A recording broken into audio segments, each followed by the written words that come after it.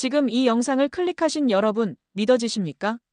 지난 3월 시리아 IS 소탕작전 중 미군 기지에서 벌어진 충격적인 사건이 전 세계를 놀라게 했습니다. 30여 명의 IS 테러리스트들이 기지를 포위하고 집중 공격을 가했는데요. AK-47 소총에서 발사된 7.62mm 탄환이 초속 715m의 속도로 한 미군 의무병을 향해 날아갔습니다. 놀라운 것은 그 병사가 기적적으로 살아남았다는 것인데 군 당국의 조사 결과가 충격을 주고 있습니다. 펜타곤 발표에 따르면 그 기적적인 생존의 중심에는 한국산 갤럭시 스마트폰이 있었다고 하는데요. 여러분이라면 믿으시겠습니까? 어떻게 민간용 스마트폰이 군용 소총의 총알을 막을 수 있었을까요? 그 절체절명의 순간에 가슴 주머니 속 갤럭시폰 한 대가 생명을 구했다는 믿기 힘든 증언이 이어지고 있습니다. 더욱 놀라운 것은 이 사건 이후 미군 전체가 갤럭시폰을 표준 장비로 채택했다는 사실입니다. 과연 갤럭시폰이 어떤 놀라운 기술력을 보여줬는지, 그리고 어떻게 한 병사의 편견을 완전히 뒤바꿔 놓았는지 지금부터 그 믿을 수 없는 이야기가 펼쳐집니다. 잠깐, 이야기를 시작하기 전 1초의 시간만 내셔서 구독과 좋아요를 눌러주신다면 영상 제작에 아주 큰 힘이 됩니다. 그럼 지금부터 이야기를 시작하겠습니다. 안녕하세요. 제 이름은 사라 카터입니다. 미군 의무병으로 복무하며 시리아에 파병된 지 벌써 3개월이 지났어요. 이곳은 IS 테러리스트 소탕작전을 지원하는 전진기지예요. 그런데 파병 2달째 정말 황당한 일이 벌어졌습니다. 어느 날 아침 일어나서 보니 제 휴대폰이 갑자기 고장난 거예요. 완전 먹통이었어요. 전원 버튼 아무리 눌러도 반응 없고 충전해도 소용없었어요. 수리할 곳은 당연히 없었어요. 본국으로 보내서 수리하려면 3주는 기다려야 한다더라고요. 그때 문득 떠올랐어요. 작년 부대 크리스마스 파티에서 당첨됐던 갤럭시폰 말이에요. 사회자가 1등 당첨자 사라 카터 라고 했을 때 속으로 하필 갤럭시냐, 진짜 재수 없다고 생각했었거든요. 현금이나 아이패드였으면 얼마나 좋았을까 싶었죠. 갤럭시폰에 대한 인식은 정말 바닥이었거든요. 저희 세대에선 동양인들이나 쓰는 폰이라는 편견이 강했어요. 대학 캠퍼스에서 갤럭시 쓰는 학생들 보면 대부분 중국이나 한국 유학생들이었고 미국 학생들은 거의 다 아이폰이었죠. 우리들만의 확실한 공식이 있었어요. 진짜 센스 있는 사람은 아이폰, 개성파는 구글폰, 그리고 갤럭시는 그냥 돈 없는 사람들 폰이라는 인식이었어요. 상 받으러 나갔을 때도 민망했어요. 동료들이 우와 갤럭시 라고 했지만 저는 속으로 뭐가 좋다는 거야? 라고 생각했어요. 마이크 상병이 갤럭시가 아이폰보다 성능 좋다던데? 라고 하니까 저는 그래도 아이폰이 훨씬 낫지라고 대답했었죠. 그 갤럭시는 받자마자 박스도 안 뜯고 집 맨 밑에 처박아뒀어요. 하지만 이젠 선택권이 없었어요. 어머니가 매주 일요일마다 안부 전화 기다리시는데 연락 안 되면 군대에 무슨 일 생긴 줄 알고 난리 날 거예요. 마지못해 갤럭시를 꺼냈습니다. 처음 켜보니 정말 어색했어요. 화면도 다르고 삼성 앱들도 이상하게 많고 설정도 복잡했어요. 동료들 반응도 예상대로였어요. 마이크 상병이요? 사라가 갤럭시 쓰네. 세상에 이런 일이. 라고 놀렸고 제임스 중사는 그거 한국폰 맞지? 괜찮겠어? 라고 걱정스럽게 물었어요. 톰 병장은 더 직설적이었어요. 갤럭시? 아시아 애들 폰 아냐? 라면서 웃었거든요. 폰 꺼낼 때마다 이거 임시야. 원래 다른 폰 써라고 변명했어요. 2주 정도 그렇게 마지못해 썼는데 매일이 고역이었어요. 그때만 해도 이 갤럭시가 제 목숨을 구할 줄은 꿈에도 몰랐습니다. 시리아 동북부 IS 소탕작전 지원기지에서의 일상은 긴장 그 자체였어요. 축구장 20개 크기 기지에 1000명 미군이 주둔했는데 저는 의무병으로 매일 30명씩 진료했어요. 이곳은 일주일에 2~3번 테러 공격받는 위험지역이었거든요. 새벽 6시 기상나팔과 함께 하루가 시작됐어요. 의무실 점검부터 시작해서 응급키트 정리, 약품 제공까지 할 일이 산더미였어요. 밖으로 나가는 순찰 임무도 있었어요. 현지 민간인 의료 지원이었는데 아이들 예방접종이나 부상치료였죠. 꼬마들이 주사 맞고 울 때면 마음 아팠지만 건강해지는 모습 보면 뿌듯했어요. 하지만 주변 상황은 날로 악화되고 있었어요. 인근 도시에서 매일 IS 테러가 터지고 우리 기지도 박격포 공격이 늘었어요.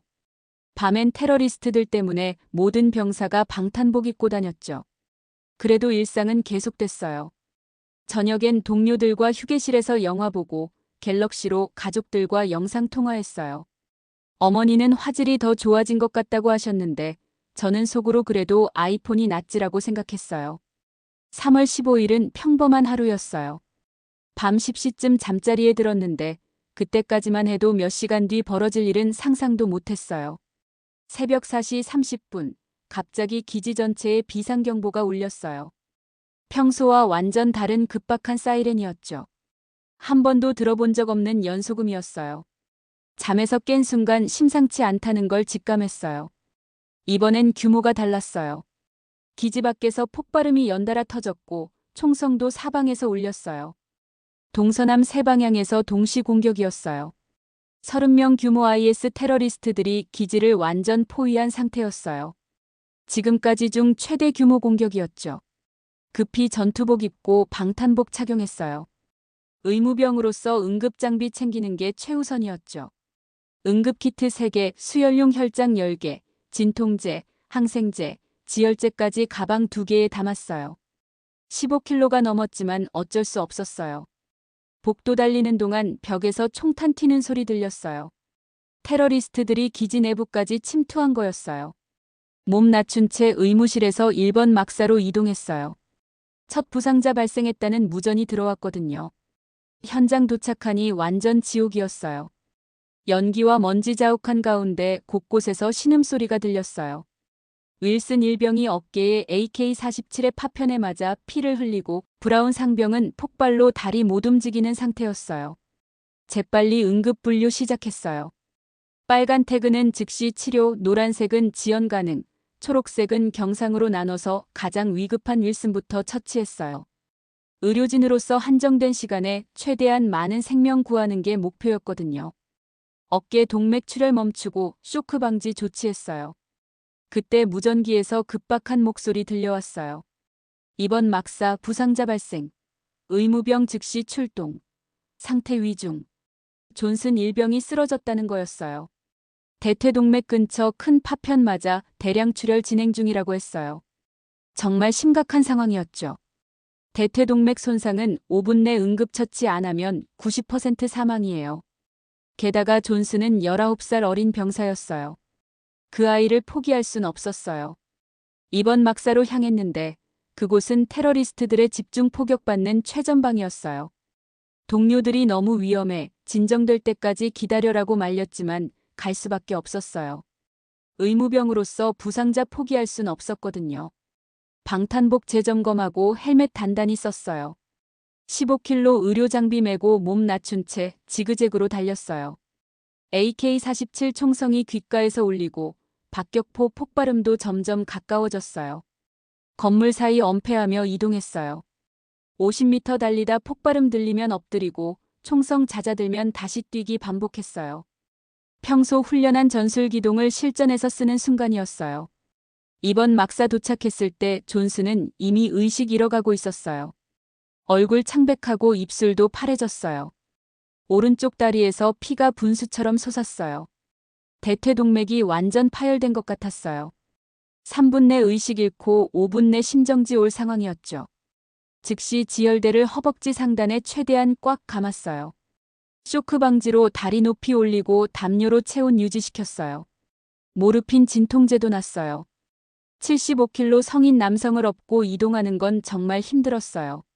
하지만 어쩔 수 없었어요. 존슨 어깨에 메고 의무실로 향했어요. 15kg 장비에 75kg 환자까지 총 90kg 지고 뛰어야 했어요. 그야말로 극한의 순간이었죠. 막사 나오는 바로 그 순간이었어요.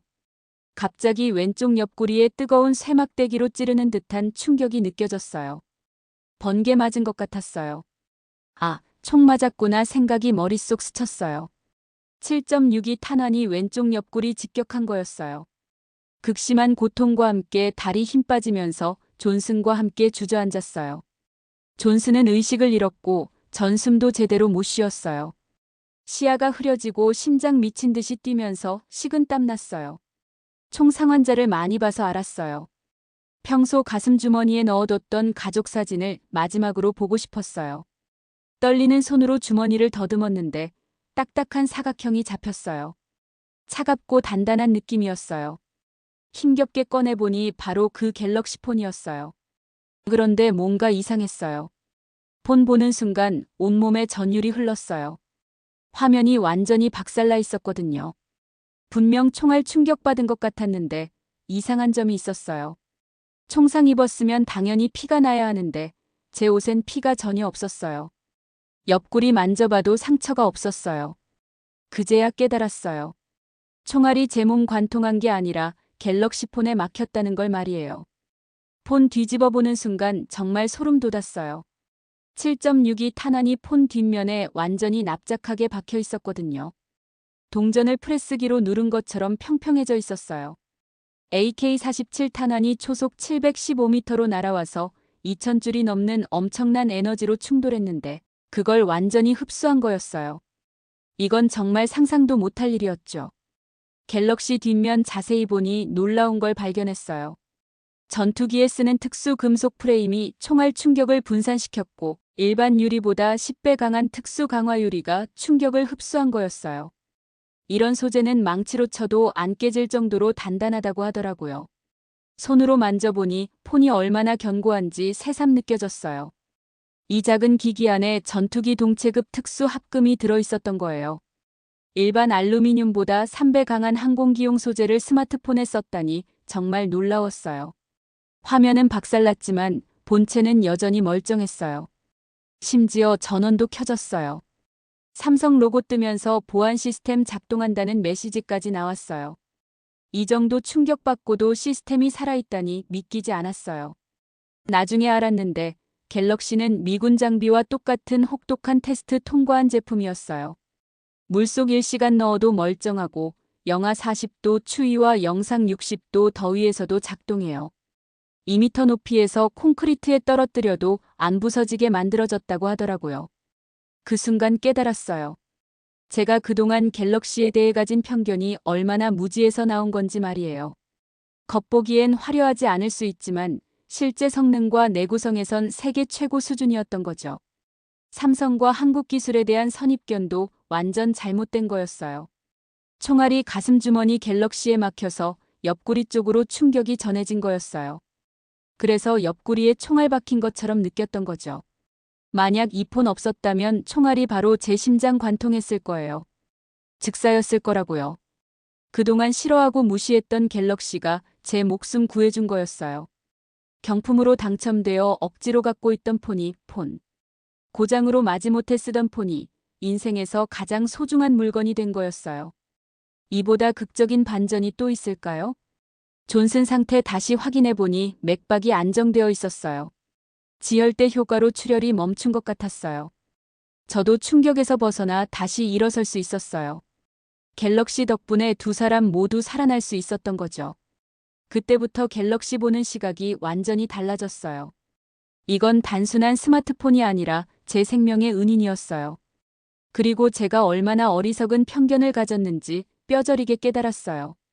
한국과 삼성 기술력을 완전히 과소평가했던 거였어요. 기적적으로 살아난 후 존슨과 함께 응급처치받고 동료들에게 이 믿기 힘든 일을 알렸어요. 처음엔 아무도 안 믿었어요. 갤럭시가 AK-47을 막았다는 게 상식적으로 말이 안 되니까요. 마이크 상병은 사라가 쇼크로 헛소리한다며 농담으로 여겼어요. 하지만 제가 그 갤럭시 보여주는 순간 부대 전체가 조용해졌어요. 납작하게 찌그러진 총탄이 박힌 폰 본 순간 모든 병사들이 말문이 막혔어요. 이건 정말 현실에서 불가능한 일이었거든요. 총탄이 이렇게 완전 변형될 정도 충격을 흡수했다니 믿기지 않았어요. 마이크 상병이 폰 직접 들어보더니 깜짝 놀랐어요. 자기 아이폰 14 프로맥스와 비교해보니 갤럭시가 훨씬 묵직하고 견고했거든요. 이게 정말 같은 스마트폰이야? 완전 다른 물건이네라고 말했어요. 특히 뒷면 소재가 완전 달라서 충격받았어요. 제임스 중사는 20년 군 경력 중 이런 사례는 처음이라고 했어요. 개인 장비가 실전에서 생명 구한 경우는 방탄복이나 헬멧 정도였는데 민간 스마트폰이 총알 막다니 정말 믿기지 않는다고 했어요. 즉시 자기도 갤럭시 다시 써보겠다고 선언했죠. 톰 병장 반응이 가장 인상적이었어요. 처음에 아시아 브랜드 거부했던 사람인데 완전히 달라졌어요. 진정한 실력은 브랜드가 아니라 실제로 미군 보호해주는 기술력이구나라고 말했어요. 이제 한국을 완전히 다르게 보게 됐다고 덧붙였죠. 부대 분위기가 180도 바뀌었어요. 서랍에 처박아뒀던 갤럭시들을 다시 꺼내는 병사들이 급증했어요. 데이빗 일병은 부모님께 아이폰 사달라던 걸 취소하고 갤럭시를 메인으로 쓰겠다고 했어요. 생명 구해주는 폰을 왜 받고? 갤럭시가 최고야라면서 말이에요. 스티브 상병도 침대 밑 던져뒀던 폰 찾아서 정성스럽게 닫기 시작했어요. 윌리엄 병장은 그동안 갤럭시 조롱한 것 진심으로 사과했어요. 내가 정말 무식했다. 겉모습만 보고 판단했어라고 반성했어요. 로버트 상사는 삼성 기술력 완전히 과소평가했다고 인정하며 딸에게도 갤럭시 사주고 싶다고 했어요. 병사들이 갤럭시 다른 기능들도 새롭게 발견하기 시작했어요. S펜 정밀함, 100배 줌 카메라 성능, 5천마 대용량 배터리까지 모든 게 새롭게 보이기 시작했어요. 우리가 편견 때문에 제대로 써보지도 않았구나라는 반응이 대부분이었어요. 마이크 상병은 갤럭시 카메라로 찍은 사진 보고 깜짝 놀랐어요. 이게 갤럭시로 찍은 거야? 아이폰보다 훨씬 선명한데?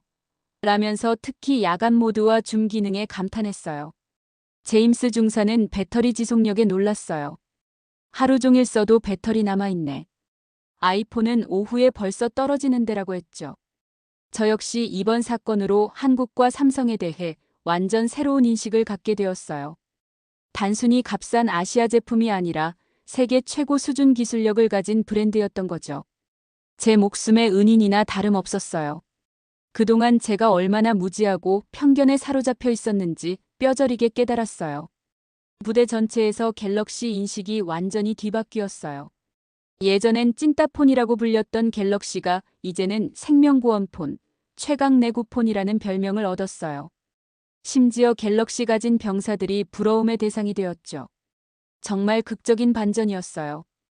윌슨 일병은 제 갤럭시 만져보면서 이게 진짜 군용 장비보다 단단한 것 같다고 말했어요. 브라운 상병도 이제 아이폰이 장난감 같아 보인다며 갤럭시 구매를 진지하게 고려한다고 했어요. 부대 내에서 갤럭시 열풍이 일기 시작한 거였어요. 제 이야기는 기지를 넘어 전 세계로 퍼져나갔어요. 대대장 존슨 중령이 직접 저를 불러 상세한 보고서를 요청했어요. 30년 베테랑 중령님도 이건 단순한 우연이 아니라 기술력의 차이다라며 놀라워하시면서 즉시 상급부대에 특별 보고를 올렸어요. 펜타곤에서 직접 관심을 보인다는 소식이 들려왔어요. 국방부 장비 담당 부서에서 갤럭시에 대한 긴급 검토를 지시했어요. 민수용 제품이 군용 장비보다 뛰어난 내구성을 보인다면 저희는 국가안보 차원에서 검토할 가치가 있다는 게 국방부 공식 입장이었어요. CNN, FOX 뉴스, MBC 등 주요 방송사들이 전화 인터뷰를 요청했어요. 미군의 생명을 구한 한국 스마트폰이라는 제목으로 전국 뉴스에 나갔어요. 앵커는 첨단 기술로 무장한 미군도 인정한 한국의 기술력이라고 보도했어요. 이 뉴스를 본 전국 시청자들이 갤럭시에 새롭게 관심 갖기 시작했어요. 소셜미디어 반응이 폭발적이었어요. 트위터에서 해시태그 GALAX와 ELIFESAVER 해시태그가 트렌드 1위에 올랐고 24시간 만에 1000만 번 공유되었어요. 페이스북에서도 제 이야기가 바이럴되면서 수백만 명이 댓글을 달았어요. 많은 미국인들이 삼성 갤럭시에 대해 완전히 새로운 시각을 갖게 되었어요. 놀랍게도 애플과 구글 사용자들까지 긍정적 반응을 보였어요. 한 아이폰 사용자는 생명 구하는 폰이라면 브랜드가 뭐가 중요하냐? 이제 갤럭시도 진지하게 고려해봐야겠다고 댓글을 달았어요. 구글 픽셀 사용자는 삼성의 하드웨어 기술력을 완전히 인정한다. 소프트웨어만이 전부가 아니구나라며 다음엔 갤럭시를 써보고 싶다고 했어요. 실제로 갤럭시 판매량이 전국적으로 급증했어요. 아마존에서는 갤럭시 S23 시리즈가 품절 사태를 빚었고 베스트바이 같은 전자매장에서도 갤럭시 문의가 폭증했어요. 특히 30대에서 50대 남성층 구매 문의가 급증했어요. 군인도 인정한 내구성이라는 점이 이들에게 큰 어필이 된 것 같았어요. 그런데 더욱 놀라운 일이 일어났어요. 삼성 아메리카 본사에서 직접 저에게 연락이 온 거예요. 단순히 새 폰만 주는 게 아니었어요. 삼성 이재용 회장이 직접 감사 편지를 보내왔고 한국 본사 방문을 정식 초청해 주었어요. 저희 제품이 고객의 소중한 생명을 구했다는 것이 기업으로서는 최고의 영광입니다라는 메시지였어요. 삼성 측에서는 이런 제안도 해왔어요. 저희는 단순한 우연이 아니라 수십 년간 연구 개발한 결과입니다. 저희가 얼마나 고객 안전을 중시하는지 직접 확인해 보시기 바랍니다. 이런 진정성 있는 대응에 정말 감동받았어요. 미국 기업들도 이런 식으로 고객 대하는 경우는 드물거든요. 월스트리트 저널은 한국 기업의 글로벌 기술 경쟁력을 보여주는 상징적 사건이라고 평가했어요. 워싱턴 포스트는 삼성의 신속하고 진정성 있는 고객 서비스가 브랜드 이미지 향상에 결정적 역할을 했다고 보도했어요. 뉴욕타임스는 미국 소비자들의 아시아 브랜드에 대한 편견을 깨뜨리는 계기가 될 것이라고 전망했어요. 저는 그 순간 완전히 삼성의 팬이 되었어요. 단순히 제품 품질만이 아니라 고객을 대하는 자세, 기업 철학까지 느낄 수 있었거든요. 제가 그동안 미국 브랜드에만 가졌던 자부심과 신뢰를 삼성에게서도 느낄 수 있었어요. 이제는 갤럭시가 아이폰보다 훨씬 낫다고 확신하게 되었어요. 2달 후 특별 휴가를 받아 한국을 방문했어요. 삼성에서 모든 경비를 지원해 주었고 강남 5성급 호텔에서 일주일간 머물 수 있었어요. 인천공항 도착하는 순간부터 한국의 기술력에 놀랐어요. 자동화된 출입국 시스템, 첨단 교통망, 초고속 오지까지 모든 게 미래도시 같았어요. 수원 삼성 디지털시티 방문이 가장 인상적이었어요. 여의도 300 크기의 거대한 연구단지였어요. 여기서 갤럭시뿐만 아니라 메모리 반도체, 프로세서까지 모든 핵심 부품을 자체 개발하고 있었어요. 진정한 기술 자립의 위력을 볼 수 있었어요. 애플도 삼성 부품 없이는 아이폰 못 만든다는 말이 실감났어요. 연구개발센터에서 만난 김 박사님이 갤럭시 설계 철학을 설명해 주셨어요. 단순히 얇고 가벼운 게 목표가 아니라 극한 상황에서도 견딜 수 있는 내구성이 최우선입니다. 그래서 무게와 두께를 감수하고도 견고함을 택했습니다라고 하더라고요. 이런 철학이 제 목숨을 구한 거였어요. 특히 갤럭시가 거치는 29가지 혹독한 테스트 과정이 놀라웠어요. 떨어뜨리기, 눌러보기, 비틀기는 기본이고 바닷물 담그기, 모래바람 맞히기까지 정말 다양했어요. 심지어 총격 상황을 가정한 강충격 테스트도 있었어요. 제가 경험한 상황을 이미 예상하고 대비한 거였죠. 연구진들은 제 이야기를 들으며 정말 기뻐했어요. 자신들이 개발한 기술이 실제로 생명을 구했다는 것에 큰 보람을 느끼고 있었어요. 특수금속 프레임 개발팀 이 박사님은 눈물까지 글썽이시더라고요. 이런 순간을 위해 우리가 밤낮 없이 연구하는 거구나라고 말씀하셨어요. 더 놀라운 제안이 들어왔어요.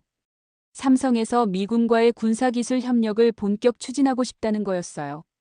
갤럭시 기술을 바탕으로 한 군용 특화 장비 개발을 제안한 거예요.